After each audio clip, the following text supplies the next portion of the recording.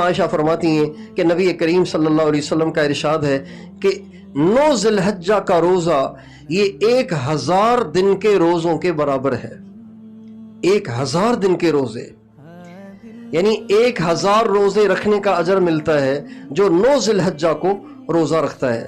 اور آپ علیہ السلام کا یہ بھی ارشاد ہے من حفظ لسانہ وسمعہ وبصرہ یوم عرفہ غفر لہ من عرفۃ الی عرفہ. آپ علیہ السلام کا ارشاد ہے جو 9 ذی الحجہ کو اپنی زبان کی حفاظت کرے، اپنے کانوں کی حفاظت کرے، اپنی آنکھ کی حفاظت کرے، زبان سے کوئی ایسا بول نہ بولے جو اللہ کو ناپسند ہو، کان سے کوئی ایسی بات نہ سنے جو اللہ کو ناپسند ہو، آنکھ سے کوئی ایسی چیز نہ دیکھے جو اللہ کو ناپسند ہو. 9 ذی الحجہ کو جس نے یہ کیا اللہ تعالیٰ اس کے 1 سال کے گناہ معاف کر دیں گے.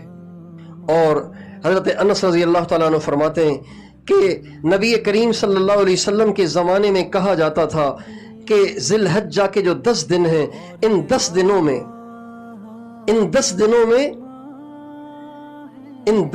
میں 10 سال کا اجر کمایا جا سکتا ہے. ان 10 دنوں میں 10 سال کا اجر کمایا جا سکتا ہے. اور ہر دن 1000 دن کا اجر کمایا جا سکتا ہے.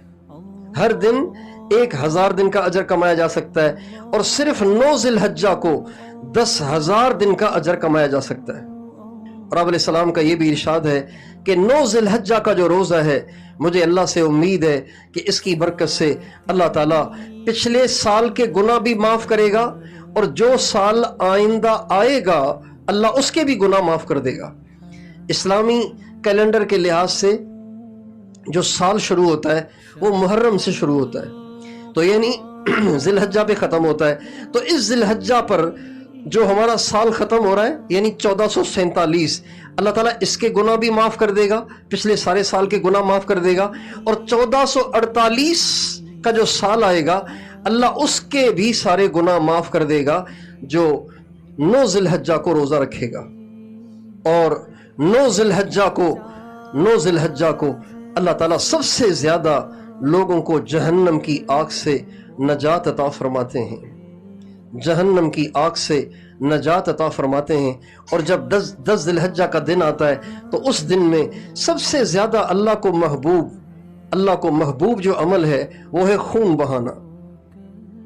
خون بہانا یعنی جانور کو ذبح کرنا، بکری ذبح کرنا، مینڈا ذبح کرنا، گائے بھینس ذبح کرنا، اونٹ ذبح کرنا، کوئی بھی ان میں سے جانور ذبح کرنا، یہ عمل اللہ تعالیٰ کو باقی تمام اعمال سے زیادہ محبوب ہے.